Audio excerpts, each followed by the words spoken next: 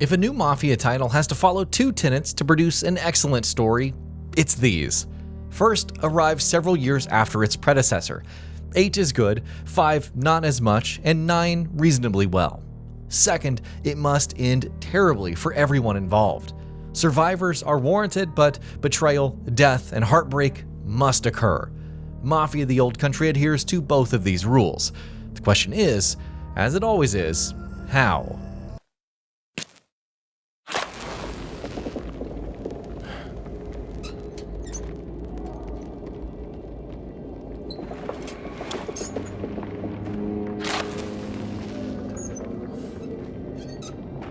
We're down here too long, Enzo. I'll notice we're gone. Come on. It begins with Enzo Favaro, a Caruso or mine boy in 1904.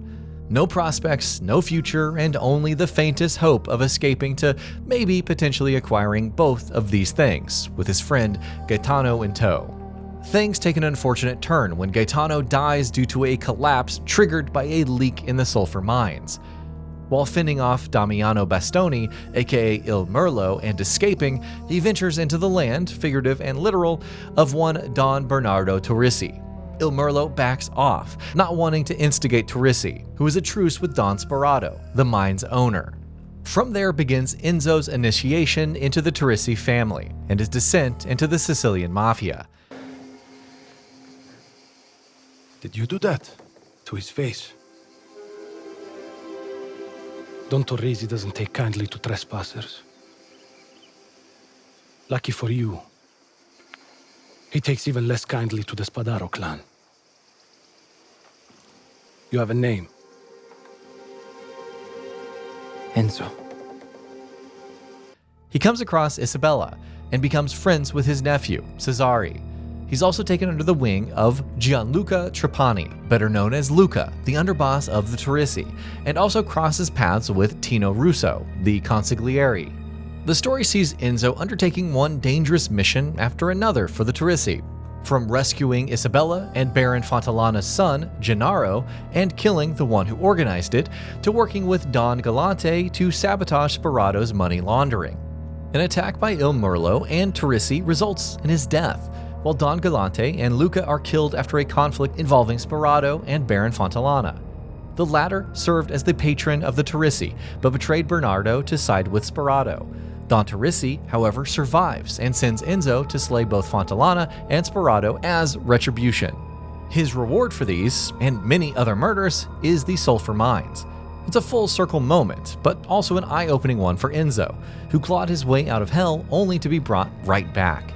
Except this time, he's now king of the Carusi, as Cesare puts it, and the one seemingly profiting off of exploitation.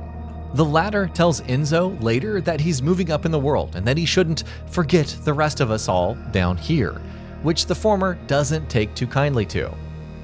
In the background, Isabella tells Enzo that they want to flee Sicily and go to America, specifically Empire Bay. Enzo goes with her to leave after slaying the rest of the Turrisi's enemies, but they're stopped by Tino and his goons. Separated from Isabella, Enzo is taken back to Turrisi as Cesare laments about what he threw away and even feels betrayed. Meanwhile, in the background, smoke can be seen from the neighboring Mount Etna. Enzo arrives before the dawn, who doles out a beating and reveals that his daughter will marry Gennaro, the new Baron Fontanella. He then tells Cesare to end Enzo's life, but Mount Etna suddenly erupts. Enzo charges Cesare through a window and they tumble down a hill.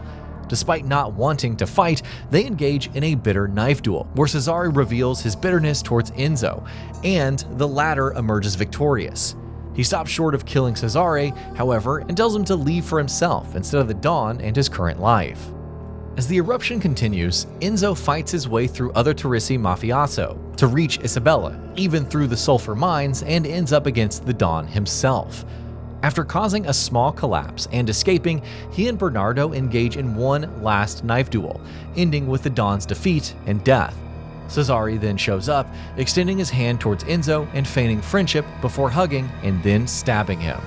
Enzo bleeds out and subsequently dies, after which we cut to Isabella, who escapes from the Turrisi mansion, sneaking past guards even as it burns down due to Etna's eruption. She eventually goes up against and slays Tino, but before leaving, Cesare rolls up. Rather than stopping her, he delivers a letter from Enzo and watches the Teresi estate go up in flames. We then cut to Isabella reading Enzo's words on a ship, how he couldn't undo his past, but that he helped her to rise above it. After finishing the letter, Empire Bay rolls into the view, and the game ends. The first question would be how this connects to other Mafia games, especially Mafia 2, given that Empire Bay is the setting. Isabella has never been mentioned in the series till now, though some fans think that Enzo Conti, who appears in Mafia 3, might be her son. The name would certainly fit, but the problem with this theory is that he's 58 years old. Since the Old Country ends in 1907 and Mafia 3 takes place in 1968, he would have to have been born in 1909 or 1910. It's all fairly open-ended, and while intended for various reasons, the story offers some interesting looks at other characters. We finally get some backstory on Leo Galante, who would go on to serve the Vinci family in Empire Bay after the death of his grandfather, the Don. He would then meet with Vito Scaletta, Mafia 2's protagonist, and teach him how to box. Then there's Frank Vinci, who, despite having a modest role in the Old Country, would become a major crime boss in Empire Bay, mostly thanks to Leo. There were even smaller cameos by characters like Giuseppe Parliamentari, an arms dealer who also left Sicily and ventured to Empire Bay, where Joe Barbaro would enlist his help to get Vito out of army service. With all the Mafia 2 connections, Hangar 13 may be setting up a potential sequel that could focus on the events after the Old Country. What impact they would have on Empire Bay is unknown, especially since that city's fate was sealed when Vito and Joe went on a rampage. But then again, their story could unfold before that and maybe branch off while it's happening, creating an entire new crime saga. There's also the question of Cesare, left to pick up the pieces.